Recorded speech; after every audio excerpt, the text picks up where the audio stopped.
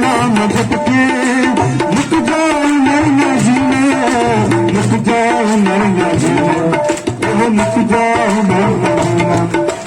बार बार मिलना मेरा जन्म बार बार मिलना मेरा जन्म मेरा चंदे मायनी राजा सतगुर को मेरा चंदे मायनी राजा सतगुर के कोल मेरा चंदे मायनी राजा सतगुर के कोल।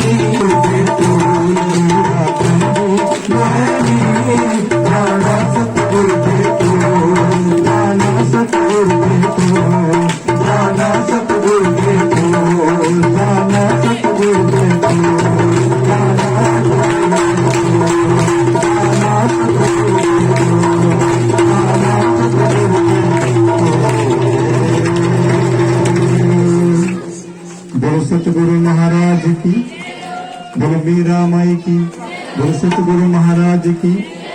सच जुगा सच है भी सच, नानक ओदा भी सच। मां सदा वाणी दैनी सम के आद गणेश, पंज देव रक्षा करो ब्रह्मा भगवान विष्णु भगवान महेश। एक ओंकार सतनाम, एक ओंकार सतनाम, वाहेगुरु करता पुरख। मैं सभी सेवादारों को और संगत को, जिनने कुडार गांव में दुधर नाला जो काली माता मंदिर है, जो सत्संग का आयोजन किया, जिनने उनको भी और सभी सारी संगत,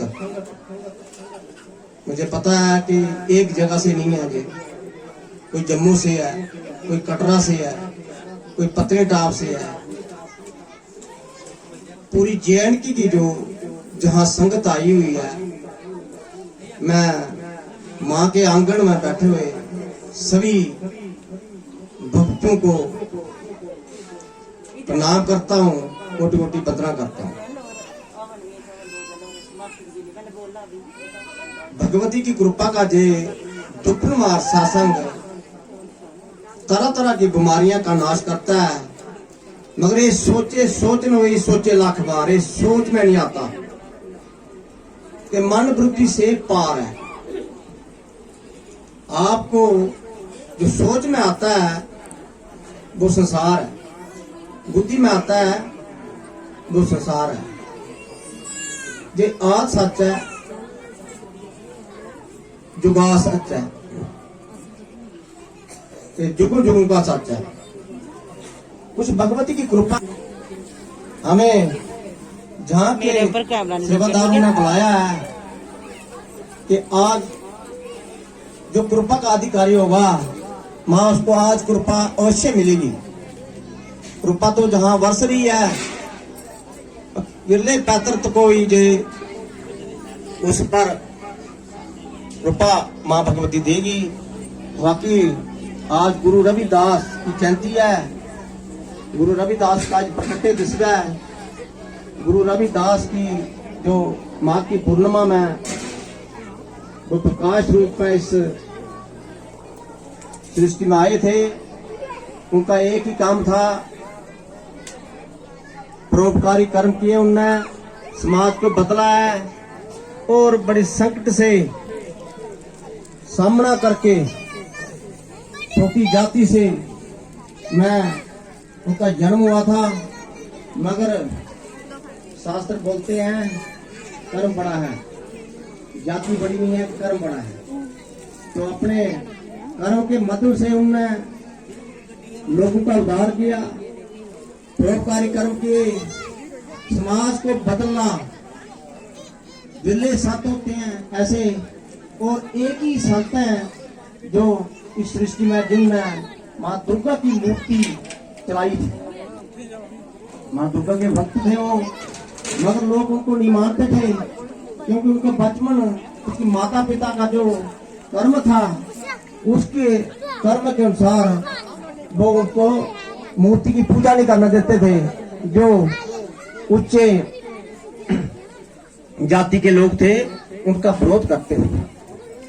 मगर भगवान की जो पाठ है, पूजा है, भगवान का ध्यान है, सभी अधिकारी हैं, इसमें कोई अनाधिकारी नहीं है क्योंकि ये आत्मा का है। उनने अपना कर्म नहीं छोड़ा, अपने वो चमड़े का कर्म करते थे, जूते सिलाई का काम करते थे, मगर तत्व ज्ञानी थे। तत्व ज्ञान पाने बाद भी उन्होंने अपना काम नहीं छोड़ा और इस समाज को उन्हें अच्छी दिशा दिखाई। संत का जन्म नहीं होता, संत का प्रकट्य होता है और भेजे हुए एक परमात्मा के तरफ से आए हुए एक निमानदे होते हैं जो लोक सुधार कर्म करते हैं, समाज की सेवा करते हैं। वो सफाई कर्मचारी होता है, वो लोगों की दुख लेता है और सुख बांटता है। अभी आपके तरह तरह के दुख है, किसी को ट्यूमर है, किसी को कैंसर है, किसी को आर्थराइटिस है, कहीं लंबे समय से बीमार है, सर दर्द है और सर्वाइकल है या पाइल्स है, मतलब किसी किस्म की बीमारी है आपको, डैंड्रफ जैसे केस है जहां दवाई खा के लोग थक जाते हैं। डॉक्टरों की दवाई खाकर तरह तरह की दवाइयां बदलना पड़ती है, फिर भी स्थायी लाभ नहीं होता है। मां भगवती कृपा से जो मैं पार दूंगा उस पार से आपका जीवन ही बदल जाएगा, काया ही चेंज हो जाएगी। 6 महीने वो पाठ करेगा और बदलाव होगा, उसका शरीर का बदलाव होगा, उसके घर का बदलाव होगा, उसके बच्चों का बदलाव होगा, घर का सफाई कर देगा ये पाठ। तो मैं आपको मां भगवती कृपा से आपका कोई संत बन के नहीं आया हूं। मां भगवती ने मुझे जहां मौका दिया है तो आप उदार गांव में जाकर लोगों का उद्धार के लिए एक माध्यम बनो। करते प्रभु हैं, हम तो एक माध्यम है। इसलिए मैं सोचा हूं कि जहां एक दिव्य योग कराया जाए। जगह की कमी है, मगर जहां भी जगह मिलती है आप वहां बैठ जाओ। थोड़ा आपका जो इसका समय भी कमी है, उसके बाद आपने कृपा भी लेनी है। योग में आपको कुछ भी होगा, ये दुख निवारक योग है। किसी की प्रकार का दुख इस योग में निकल जाएगा। और जब दूसरी बार मैं जहां कराने के लिए मुझे मां ने ही ऑर्डर दिया है। पहले कथीरगंज में हुआ था, उसमें जो कराने से हजारों लोगों का कल्याण हुआ है।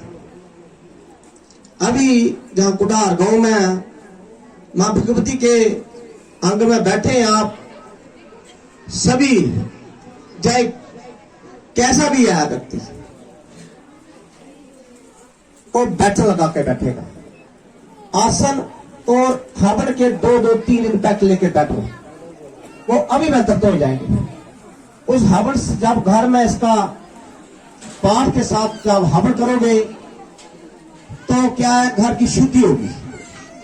मकान अच्छा बनाया आपने,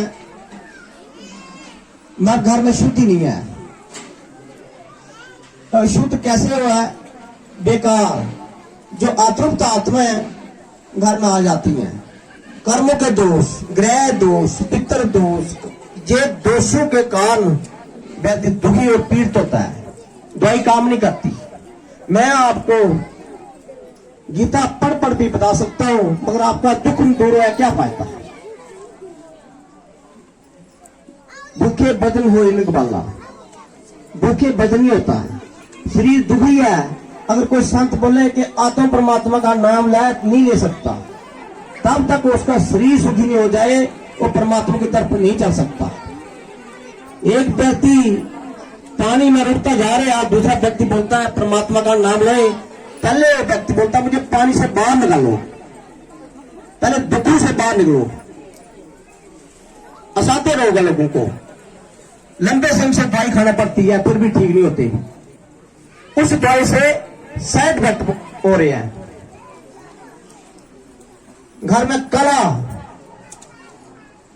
हर घर में कला है, कल युग का प्रभाव है, दोषों के कारण है। जहां पाप कर्म होते हैं वहां महामारियां पैदा होती हैं, और महामारियां उसी जगह पैदा होगी जहां व्यक्ति जो शास्त्र के समित काम नहीं करता है, मन मर्जी या मनगढ़ंत काम करता है, वहां महामारियां पैदा होगी। और जो निर्दोष व्यक्ति है उनको भी उन महामारियों में जो आना पड़ता है, उनका महामारियों का उनको जो दुख झेलना पड़ता है, उसको महामारी भी टच नहीं करेगी।